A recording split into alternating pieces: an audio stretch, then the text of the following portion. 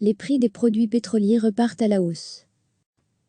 Cela n'a pas échappé aux automobilistes, les prix des carburants à la pompe sont en augmentation. Cette hausse des prix pétroliers est cependant limitée. Après avoir atteint un niveau plancher lors de la crise du coronavirus, les prix sont encore très bas si on les compare à leur niveau d'il y a un an. Le diesel augmente ce mercredi 20 mai.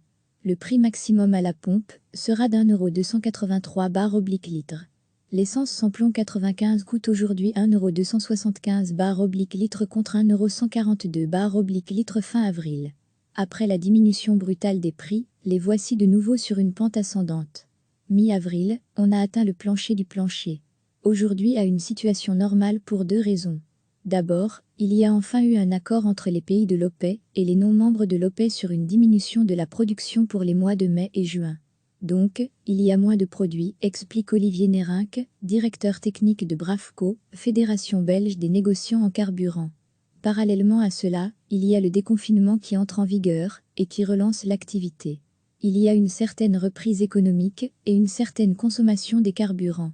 Cela veut dire que le principe de l'offre et de la demande et de la balance qui était complètement déséquilibrée se rééquilibre par une demande de plus en plus importante et une offre qui est maîtrisée. Cela engendre une légère augmentation des prix des carburants et des produits pétroliers, poursuit Olivier Nérinck.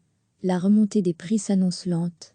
Elle dépendra de l'ampleur de la reprise de l'activité économique et sera toujours sous la menace du Covid-19. Si le virus devait revenir en force et qu'il fallait reconfiner certains pans de l'économie, la demande en produits pétroliers refluerait à nouveau, freinant l'augmentation des prix. Les prix sont encore loin de ceux qu'on connaissait il y a un an. Pour le diesel, par exemple, un automobiliste devra payer ce mercredi 20 mai 1,283 bar/litre, prix maximum.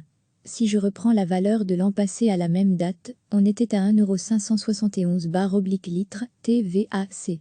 Donc, il y a encore une énorme marge à rattraper, explique Olivier Nérinck. Le marché des produits pétroliers est encore assez perturbé. Certains produits ne trouvent pas ou peu acquéreurs. C'est le cas du kérosène, car l'activité du secteur aérien connaît un très net ralentissement. Malgré cela, l'Agence internationale de l'énergie, estime que les perspectives sur les marchés pétroliers s'améliorent. Certes, la demande en produits pétroliers sera historiquement basse en 2020, avec un recul de 8,6 millions de barils par jour en moyenne. Cependant, la chute sera un peu moins spectaculaire que prévu. Il y a un mois, l'ES s'attendait à un recul de la demande en pétrole de 9,3 millions de barils par jour. L'ES souligne que le déconfinement y est pour beaucoup dans cette vision plus optimiste. En avril, 4 milliards de personnes étaient confinées dans le monde. Elles ne sont plus que 2,8 milliards en mai, et les besoins de mobilité augmentent plus que prévu en Europe, aux États-Unis et en Chine. Cela soutient les cours du baril de brut.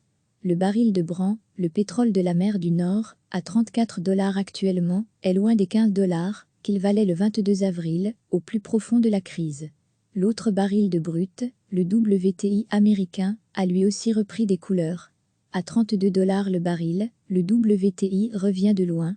Le 20 avril, il avait perdu 300% de sa valeur, pour être coté à moins 37,63 $.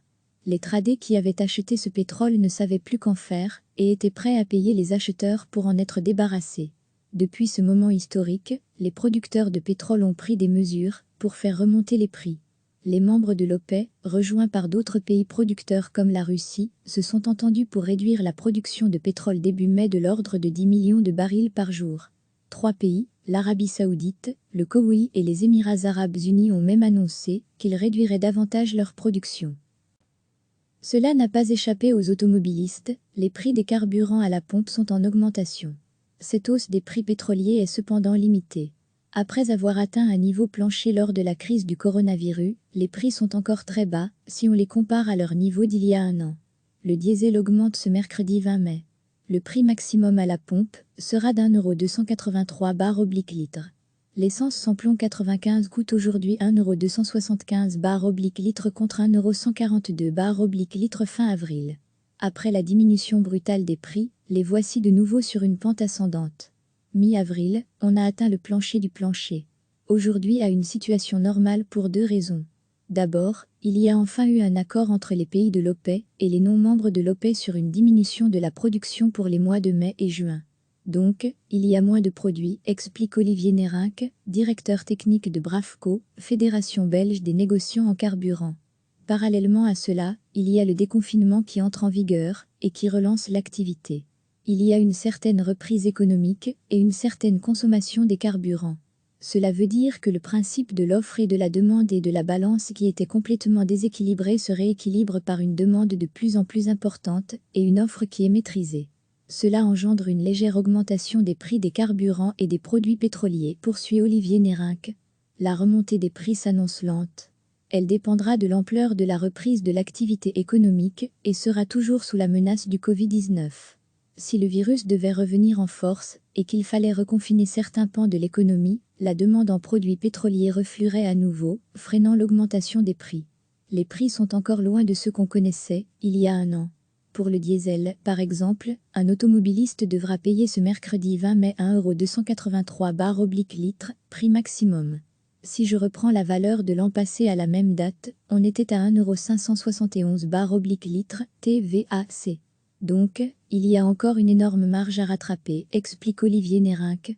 Le marché des produits pétroliers est encore assez perturbé. Certains produits ne trouvent pas ou peu acquéreurs.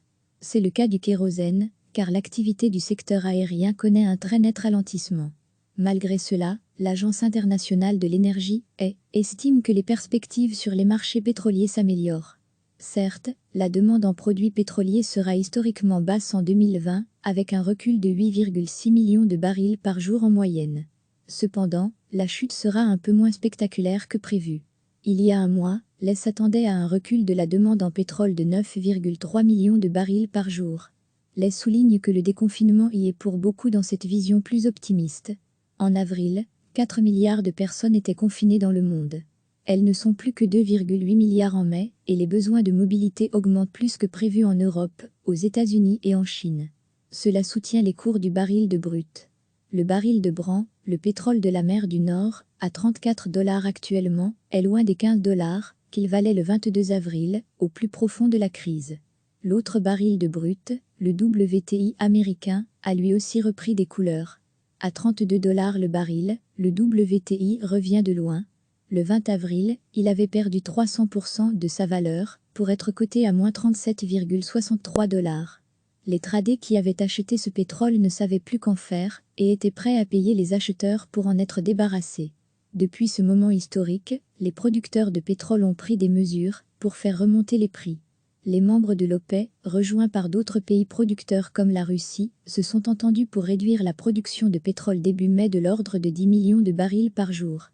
3 pays, l'Arabie Saoudite, le Koweït et les Émirats Arabes Unis ont même annoncé qu'ils réduiraient davantage leur production. Cliquez sur s'abonner pour recevoir les dernières nouvelles.